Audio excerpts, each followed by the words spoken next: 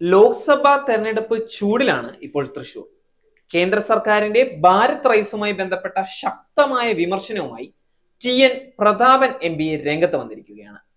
സംസ്ഥാനത്ത് റേഷൻ കടകളിലൂടെ വിതരണം ചെയ്തിരുന്ന അരി ഭാരത് അരി എന്ന പേരിൽ കേന്ദ്ര ഗവൺമെന്റ് വിതരണം ചെയ്ത് ജനത്തെ പറ്റിക്കരുതെന്ന് പ്രതാപൻ പറയുന്നു.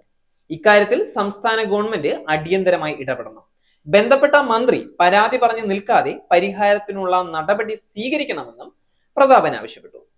10 രൂപ 90 പൈസയ്ക്കാണ് റേഷൻ കടകളിൽ അരി നൽകിയിരുന്നത്. ഈ അരിയാണ് കിലോയ്ക്ക് 29 രൂപ നിരക്കിൽ കേന്ദ്ര സ്ഥാപനങ്ങൾ വഴി വിതരണം ചെയ്യുന്നത്. മോദി നൽകുന്ന അരി എന്ന് പ്രചരിപ്പിച്ച് തെരഞ്ഞെടുപ്പ് തട്ടിപ്പ് നടത്തരുതെന്ന് പ്രതാപൻ ആവശ്യപ്പെട്ടു. റേഷൻ കാർഡ് ഇല്ലാതെയാണ് ഭാരത് അരി നൽകുന്നത്.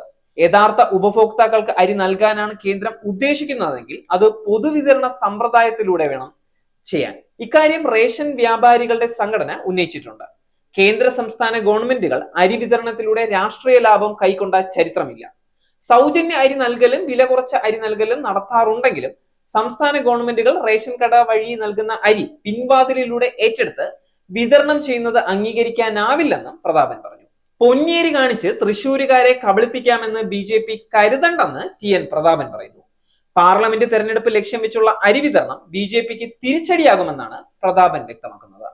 തെരഞ്ഞെടുപ്പ് അടുത്തിരിക്കെ കേന്ദ്ര സർക്കാർ നേരിട്ടാണ് നഗര ഗ്രാമ കവലകൾ കേന്ദ്രീകരിച്ച് അരിയുടെയും പലവ്യഞ്ജന സാധനങ്ങളുടെയും കുറഞ്ഞ നിരക്കിലുള്ള വിൽപ്പന നടത്തുന്നത്.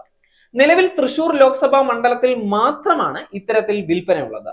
ഇതിനെതിരെയാണ് പ്രതാപൻ രംഗത്ത് വന്നിരിക്കുന്നത്. സംസ്ഥാനത്ത് 20 മണ്ഡലങ്ങളിലും വിതരണം ചെയ്യാതെ തൃശൂരിൽ മാത്രം ഇങ്ങനെ ചെയ്യുന്നത് ജനങ്ങൾ തിരിച്ചറിയുമെന്നും പൊന്നിയേരി കാണിച്ച് തൃശ്ശൂരുകാരെ പറ്റിക്കാമെന്ന് കരുതണ്ടെന്നും പ്രതാപൻ ആഞ്ഞടിച്ചു. കൂടാതെ അരി വിതരണവുമായി ബന്ധപ്പെട്ട വിഷയത്തിൽ സംസ്ഥാന സർക്കാർ ഇടപെടണമെന്നും അദ്ദേഹം ആവശ്യപ്പെടുന്നു. തെരഞ്ഞെടുപ്പ് പ്രഖ്യാപനത്തിന് മുമ്പ് BJP നടത്തുന്ന അവസാന അടവാണ് ഭാരത് റൈസ് വിതരണമെന്നും പ്രതാപൻ വിമർശിച്ചു. ഔദ്യോഗിക സ്ഥാനാർത്ഥി പ്രഖ്യാപനം വരുന്നതിന് മുൻപ് തന്നെ പോരാട്ട ചിത്രം തെളിഞ്ഞ മണ്ഡലങ്ങളിൽ ഒന്നായ തൃശൂരിൽ BJP ശക്തമായ പ്രവർത്തനമാണ് നടത്തുന്നത്. അതിന്റെ ഭാഗമായാണ് ഭാരത് റൈസ് വിതരണവും ഇപ്പോൾ നടക്കുന്നത്.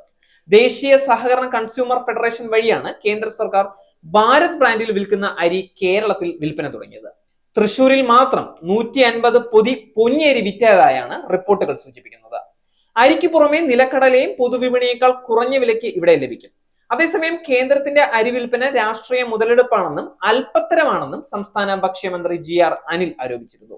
14,000 കടകളിലും പ്രധാനമന്ത്രിയുടെ ചിത്രം വെക്കണം എന്നാണ് പറയുന്നത്. ഇതേ അരി തന്നെയാണ് വില കുറച്ച് നമ്മൾ നൽകുന്നത്. ഫെഡറൽ സംവിധാനത്തിന്മേൽ ഉള്ള കടന്നു കയറ്റമാണ് കേന്ദ്രത്തിൽ നിന്നുണ്ടാകുന്നതെന്നും ഭക്ഷ്യമന്ത്രി ആരോപിച്ചിരുന്നു. അരിയിൽ മോദിയുടെ ചിത്രം വെക്കണമോ എന്നത് സർക്കാർ ആലോചിച്ച് തീരുമാനിക്കുമെന്നും മന്ത്രി അറിയിച്ചു.